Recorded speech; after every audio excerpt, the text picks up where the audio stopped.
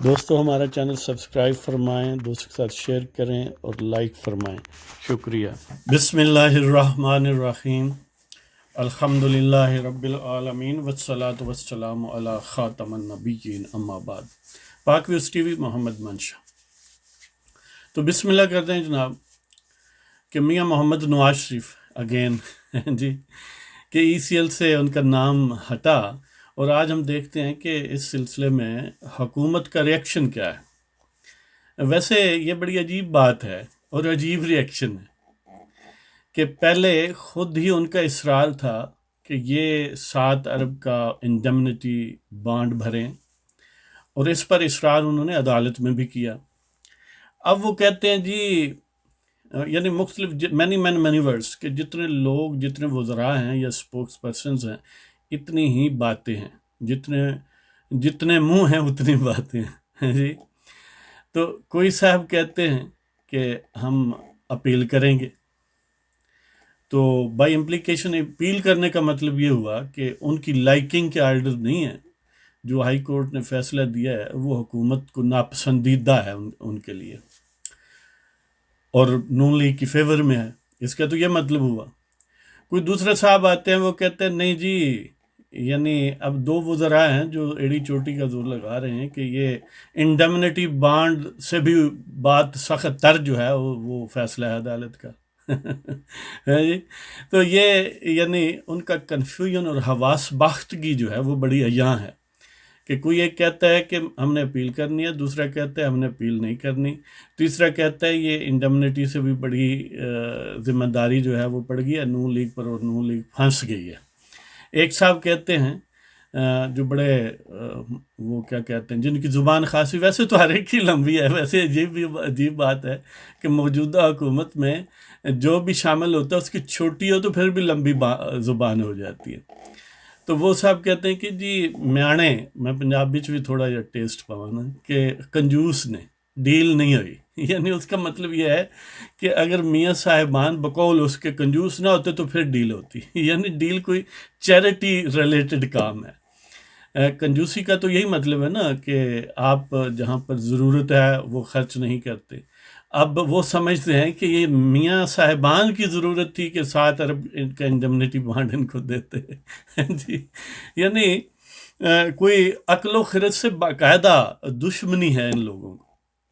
اور حسد اور بغض اور عناد کے گویا انگاروں پر یہ چل رہے ہیں۔ تو یہ ایک کنفیوزڈ قسم کا اور ڈیمورلائزڈ قسم کا ریئیکشن ہے حکومت کا۔ اور دوسری طرف مسلم لیگ نون obviously for obvious reasons jubilant ہے کہ ان کے لیڈر کو کیونکہ زندگی اور موت کا مسئلہ درپیش تھا اور اس کا علاج باہر جا کے ممکن تھا، جس کی سبیل پیدا ہو گئی ہے، لہذا مسلم لیگ نون کا مورال، ان کے کارکنوں کا مورال، لیڈروں کا مورال بہتر ہے، اور وہ پر امید ہیں کہ انشاءاللہ میاں صاحب جائیں گے اور روح بصیت ہو کر پھر واپس آئیں گے، اور پھر اسی طرح جو کار جہاں ہے چلتا رہے گا۔ تو دوسری طرف حکومتی حواس باختگی ایک تو ہے اس فیصلے کے متعلق، لیکن اوورال کہ اپنے مستقبل کے متعلق کچھ شکوک و شبہات کا شکار ہے۔ مثلا خان صاحب بظاہر جو امپریشن کریٹ ہوا ہے کہ اتنے ڈیمورلائز ہوئے، اتنے ڈپریشن کا شکار ہوئے کہ پھر اپنے آپ کو مقید کر لیا درگاہ بنی گالہ شریف میں، اور 48 گھنٹوں کے لیے گویا صرف ایک کام کیا کہ وزراء سے اس کی تفصیلی، یعنی لیگل ایکسپرٹس کی جو ٹیم ہے، وزراء کو ہدایت کی کہ ان سے تفصیلی انالیسس کروائیں اس فیصلے کی اور مجھے اپرائز کریں۔ یعنی اس حواس باختگی اور اپنے آپ کو اب سے بے جا میں رکھنے میں کے دوران یہ کام کیا کہ اس فیصلے سے اتنے پریشان ہیں کہ اس کا تجزیہ کر کے بتائیں۔ شاید تجزیے کا ان کے یہ مراد ہو کوئی پاسبلٹی اس کو اوائڈ کرنے کی یا کاؤنٹر کرنے کی یا اپیل اس کے خلاف کرنے کی وغیرہ وغیرہ۔ تو جہاں تک محسوس ہوتا ہے یہ پبلک ڈائجیشن کے لیے ہیں، وہ نہ اپیل کریں گے، نہ اپیل کرنے سے کچھ حاصل ہوگا، اس لیے وہ بس اسی طرح کی پریس کنفرنسز اور آوارہ زبان درازی جو ہے وہ اور زبان آرائی کرتے نظر آئیں گے، اور کچھ نہیں ہے۔ اور دوسری طرف یہ ہے کہ حکومت کا ادروائز جو مستقبل ہے، بعض انڈیکیٹرز ایسے ہیں کہ کچھ وہ تجزیہ کار جو ہے وہ سمجھتے ہیں کہ یہ اب ایٹ پیرل ہے، خطرے میں ہے، گویا جانا ان کا ٹھہر گیا ہے۔ اب دیکھنا یہ ہے کہ کتنا وقت مزید لے لیتے ہیں۔ تو مولانا فضل الرحمان تو فرماتے ہیں کہ جی جنوری کے ارد گرد ان کی رخصتی ہے۔ کچھ اور مثلا بلاول صاحب بھی یہی فرماتے ہیں کہ جنوری کے ارد گرد ان کی رخصتی ہے، اور بعض ان کے اتحادیوں کا موڈ اور موڈ جو ہے یا ان کا لب و لہجہ جو ہے وہ بھی تھوڑا بدلا سا ہے، مثلا پرویز الہی، شجاعت حسین، ایم کے لوگ وغیرہ وغیرہ۔ اب جب پرویز الہی نے یہ جب شاٹ مارا کہ مولانا صاحب جو ہیں وہ ایک انڈرسٹینڈنگ کے تحت گئے ہیں، جوابی شاٹ مولانا بھی مارا، آخر وہ بھی کوئی چودھریوں سے کم ان کا پروفائل نہیں ہے سیاست میں، بلکہ کسی حد تک سیاست میں ان سے زیادہ لمبا اور زیادہ کوجنٹ اور زیادہ معتبر ہے۔ تو مولانا نے جواباً یہ کہا کہ یہ رولنگ پارٹی یعنی پی ٹی آئی کے کوئی اب اتحادی نہیں رہے۔ اب پرویز الہی کو اس کے پاؤں جو ہیں وہ کہتے ہیں نا پنجابی میں پیر سڑے، یعنی ان کے پاؤں جلے، وہ متفکر ہوئے کہ یہ کیا ہوا۔ تو وہ جواباً کہتے ہیں نہیں، میں کوئی غیر ضروری بات نہیں کرتا، میں تو حقائق کے مطابق ہی کرتا ہوں۔ مطلب یہ کہ اب ڈیمیج کنٹرول کی طرف ہیں کہ نہیں، اب بھی ہم پی ٹی آئی کے الائی ہیں اور ہم یہ ایسی کوئی سازشیں، تھیوری وغیرہ اس قسم کا سلسلہ جو ہے وہ ہمیں جدا نہیں کر سکتا۔ ہمیں بھی پتہ ہے کہ کچھ سازشی تھیوری جدا نہیں کر سکتی، لیکن جدا کرنے والے لوگ جو ہیں، یا جو وہ بانڈ درمیان میں تھا، یعنی اس طرح پریس کر کے جو بانڈ پیدا کیا گیا تھا، وہ جب فورس ختم ہوگی تو وہ بانڈ ٹوٹ جائے گا۔ اس لیے کہ ایسے کئی بانڈ پہلے کہیں بنے اور وہ ٹوٹ گئے، آپ اتنے ہی اس وقت بھی معتبر تھے، اب بھی اتنے ہی معتبر ہیں۔ تو اسی طرح حکومت کا بھی یہی مفاد ہے کہ وہ یہ ڈسپیل کرے امپریشن کہ یہ کوئی لوزرز الائنس ہے یا یہ الائنس ختم ہونے جا رہا ہے۔ تو ان کے منسٹرز نے بھی یہی امپریشن کہا کہ نہیں ہماری رولنگ کولیشن جو ہے انٹیکٹ ہے وغیرہ وغیرہ۔ لیکن جو باڈی لینگویج ہے، ایک ریسنٹ جو ملاقات آپ نے دیکھا کہ وہ سومناتھ کے چیف پجاری جی اور ان کے مرید خاص کے درمیان جو تھی، تو اس کی مسکراہٹیں یا چہرے کے تاثرات یا وہ جسمانی زبان کہہ لیں جو بھی، کہ اس سے جو امپریشن کریٹ ہوا، یا کم از کم جو میڈیا نے ڈش آؤٹ کیا یا لوگوں نے جو سمجھا، وہ یہی ہے کہ وہاں پر کچھ دال میں شاید کالا ہے یا نیلا ہے، کہ کچھ جانے آنے کے سلسلے ہیں۔ تو دیکھتے ہیں کہ یہ اونٹ کس کروٹ بیٹھتا ہے اور اس بحر کی تہہ سے کیا اچھلتا ہے۔ بظاہر اب کم و بیش یعنی جو 50-60% امپریشن پیدا ہو رہا وہ یہی ہے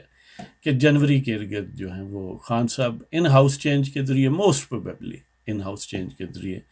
شاید پی ٹی آئی کی حکومت فار دا ٹائم بینگ رہے اور ان ہاؤس چینج آ جائے، خان صاحب وزیر اعظم نہ رہیں، کوئی اور آ جائے۔ اگر ایسا ہوا تو پہلے سے بھی زیادہ ورثلات ہو جائیں گے اور وہ معاملہ چل نہیں سکے گا، اور that would and up in new elections. یہ بات یعنی جو مولانا کی ڈیمانڈ ہے، لگتا ہے کہ وہ نہ چاہنے کے باوجود بھی پوری ہو جائے گی۔ تو دیکھتے ہیں جی اس بحر کی تہہ سے کیا اچھلتا ہے۔ اب وہ ایک کہتے ہیں نا کہ ہر شاخ پہ الو بیٹھا ہے، انجام گلستان کیا ہوگا،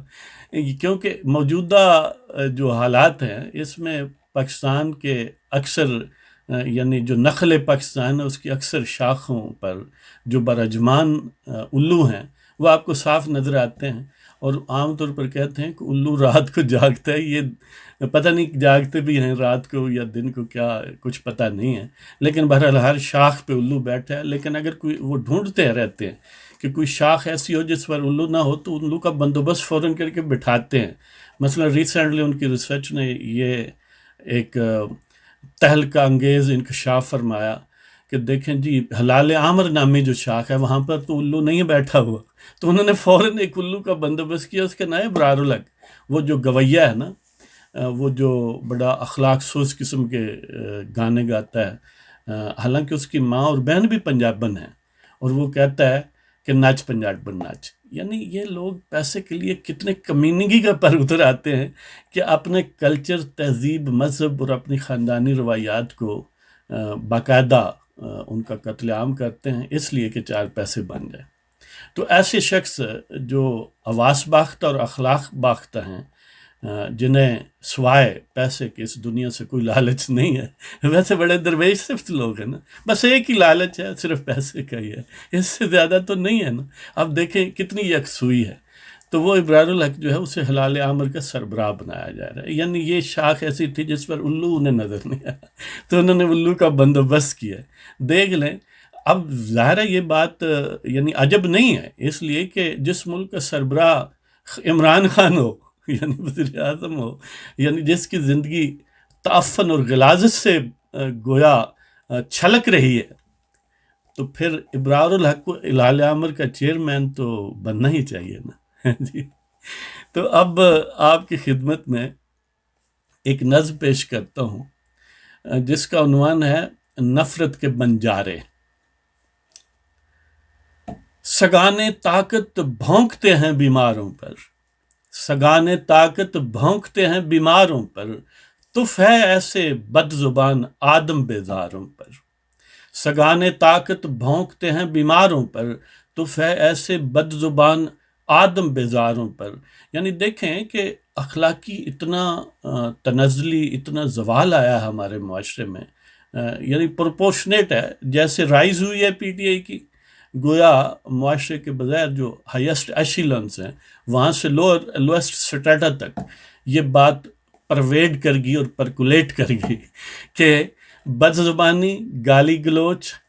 اس کے علاوہ شاید کوئی انداز گفتگو نہیں ہے۔ تو یہ ماشاءاللہ پی ٹی آئی کو لانچ کرنے والے لوگ جو سومناتھ کے چیف پجاری ہیں یا وہاں بھگوان بنے بیٹھے ہیں، ان کو بھی سلام ہی کرنے کا جی چاہتا ہے کہ کیا چیزیں انہوں نے ڈھونڈی ہیں جی، کہ سگانے طاقت بھونکتے ہیں بیماروں پر،